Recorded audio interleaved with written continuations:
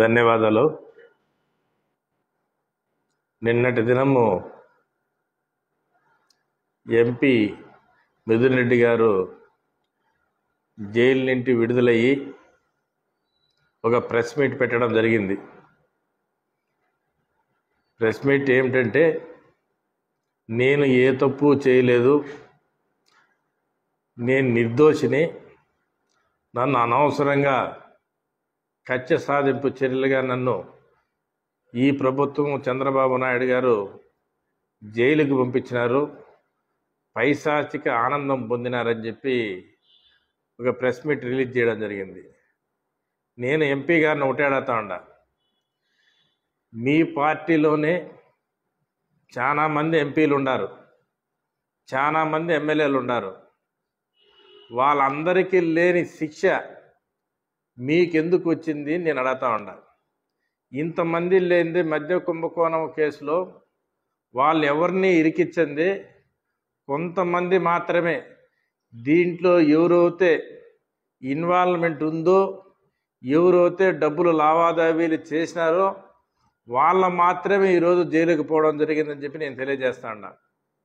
మీరు లేనిపోని కళ్ళబుల్లి మాటలు చెప్పి కేసును తప్పించేదానికి మేమేదో నిర్దోషులము, మమ్మల్ని తెలుగుదేశం పార్టీ మమ్మల్ని అరెస్ట్ చేస్తూ ఉంది అని చెప్పి ప్రజలను నమ్మించే ద్రోహం చేస్తున్నారు.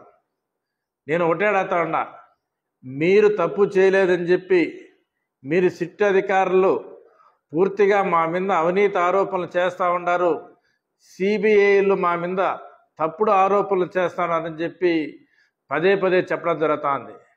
అయ్యా ఎంపీ గారు, నేను ఒకటే అడుగుతా ఉన్నా, మీరు తప్పు చేయలేదని మీ మనస్సాక్షిగా మీరు ఎక్కడైనా వచ్చి దేనికైనా నేను తప్పు చేయలేదు, నేను ఈ మధ్య కుంభకోణంలో నా హస్తం లేదు అని చెప్పి మీరు చెప్పగలుగుతారా ధైర్యంగా అని చెప్పి నేను ఒకటే అడుగుతా ఉన్నా.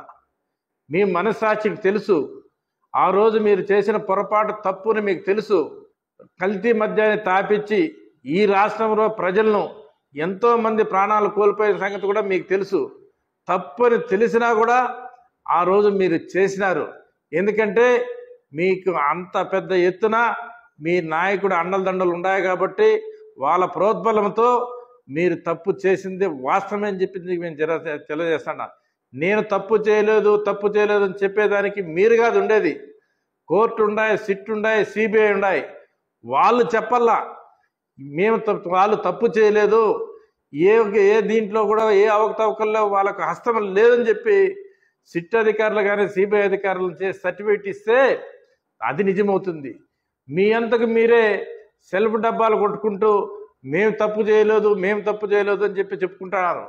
అదే చెవిరెడ్డి భాస్కర్ రెడ్డి కూడా అదే చెప్తా ఉన్నాడు. ఏమంటే నేను మద్యం మా నాయన కాల నుంచి మా తమ్ముళ్ళ కాల నుంచి మద్యం దోలికి పోలేదు, వాళ్ళు మద్యం తాగి చనిపోయినారు కాబట్టి నాకు ఒక మద్యం అంటే భయము, దాని జోలికి పోలేదు అని చెప్పి పదే పదే చెప్తా ఉన్నాడు. నువ్వు మద్యం జోలికి పోలా, మద్యం నువ్వు తాగలా, మద్యం నువ్వు అంటుకోలా, కానీ మద్యంలో వచ్చిన డబ్బును నువ్వు లావాదేవీలను ఎక్కడెక్కడ ఇన్వెస్ట్మెంట్లు చేసి ఎక్కడెక్కడ నువ్వు మీ పెద్ద నాయకులకు పంపించింది వాస్తవం అని చెప్పి నేను తెలియజేస్తా ఉన్నా. ఇది వరకనే అన్నీ తెలుసు, ఇవన్నీ కూడా ప్రజలు అన్ని గమనిస్తూ ఉన్నారు. మీరు ఎన్ని కళ్ళబొల్లి మాటలు చెప్పినా ప్రజలు నమ్మే పరిస్థితుల్లో లేరు. సిట్ అధికారులు ఉన్నారు, సిబిఐ అధికారులు ఉన్నారు, వాళ్ళు నిగ్గు తేలుస్తారు. కానీ మేము తప్పు చేయలేదని చెప్పి మీరు పదే పదే చెప్పుకున్న ప్రజలు నమ్మే పరిస్థితులు లేరు. మీరు ఖచ్చితంగా మీరు ఈ కుంభకోణంలో ప్రతి ఒక్కరి హ్యాండ్ ఉంది, ఈ హ్యాండ్ పూర్తిగా ప్రతి ఒక్కటి కూడా బయటికి వెల్లదీస్తారు.